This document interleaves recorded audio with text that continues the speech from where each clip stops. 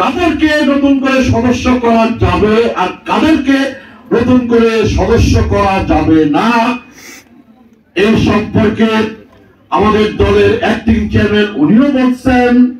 এবং আজকে আমাদের সমাবেশের শুরুতে জনাব শরীফুল আলম, আমাদের প্রিয় নেতা আলম ভাই, উনিও বলছেন নতুন করে যেহেতু সদস্য করার জন্য বলা হয়েছে, সদস্য পদের নবায়নের পাশাপাশি নতুন করেও আমরা সদস্য করব।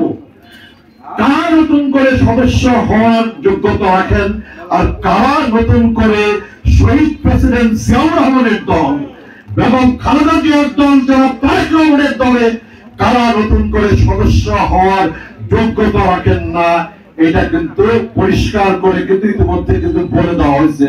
আমরা সবাই পরিষ্কার না? যা কথিত ফ্যাসিস্টের দল আওয়ামী লীগের সাথে যারা সম্পৃক্ত ছিল, যারা আওয়ামী লীগের কর্মকাণ্ডে জড়িত ছিল, যারা আওয়ামী লীগের পদ পদবিতে আসীন ছিল, যারা এলাকায় জুলুম করছে, অত্যাচার করছে, নির্যাতন করছে, হয়রানি করছে, মামলা মোকদ্দমা দিয়ে জুলুম করছে, তাদেরকে বিএনপি সদস্য পদ দেওয়ার কোন সুযোগ এটা আমাদের নাই।